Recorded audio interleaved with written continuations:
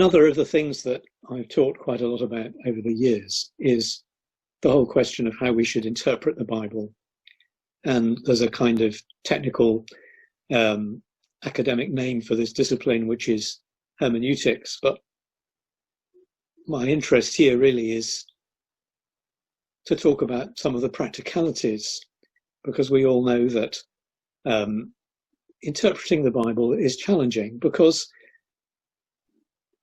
putting it bluntly, different people read it and come up with different conclusions about certain bits.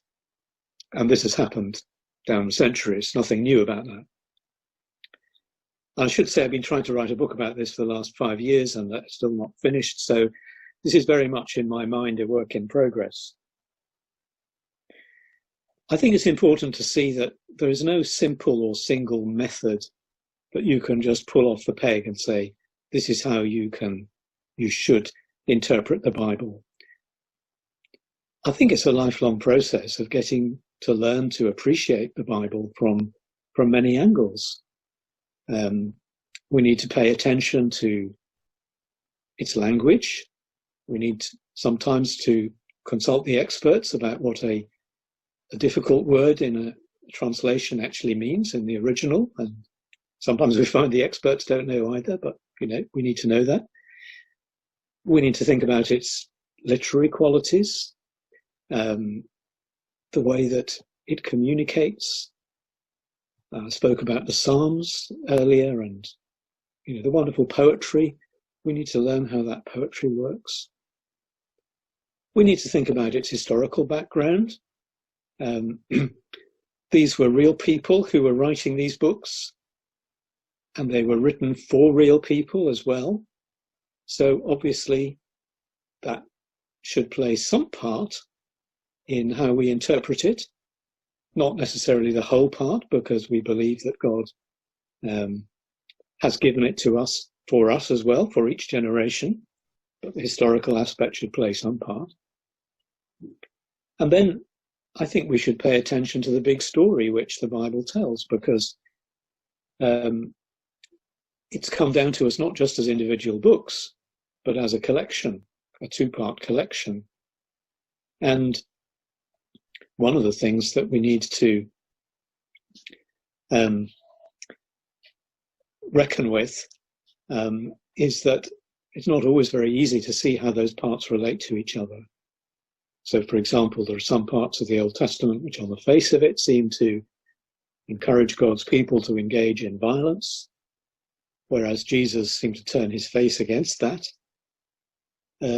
So how do we grapple with some of these difficult issues about differences in the Bible, and thinking about it as a big story, a developing story, an evolving story in some ways? It can be a helpful way to do that. But we also need to think about how people of a different gender or different race or life experience or political persuasion or whatever, how a certain passage is read by other people.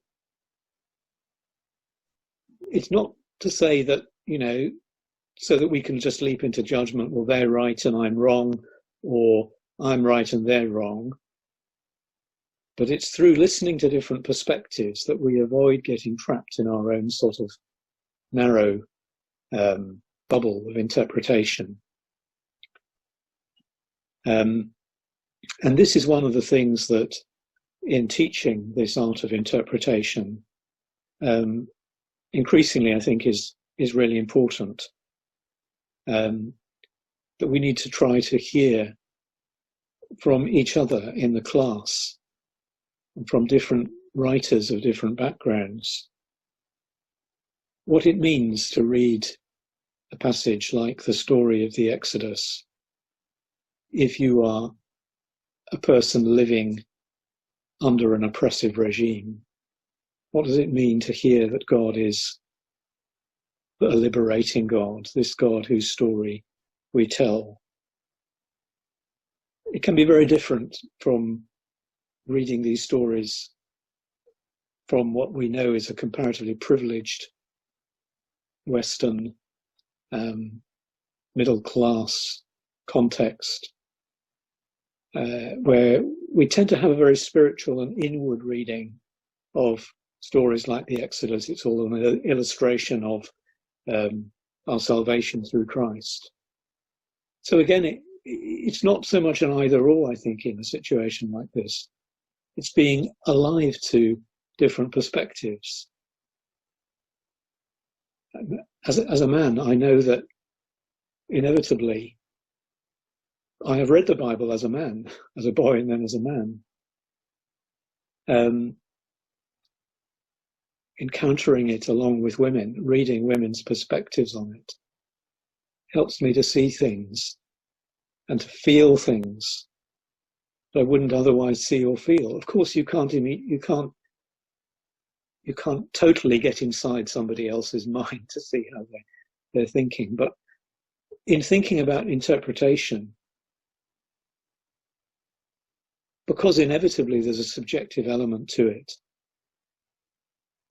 the helpful checks and balances to that subjectivity come through listening to different voices from the past and from the present. And I could say a lot more about why I think this is important for students at Spurgeon's College. It's important for helping us to be honest about what we're doing about the Bible as we think through our approach to interpretation. It helps us to realize that we have a lot to learn, and that maybe the way that we as individuals or our church as a church has read particular passages is not necessarily the only way, and is not necessarily the right way. So let me leave that one there before I start launching into a lecture.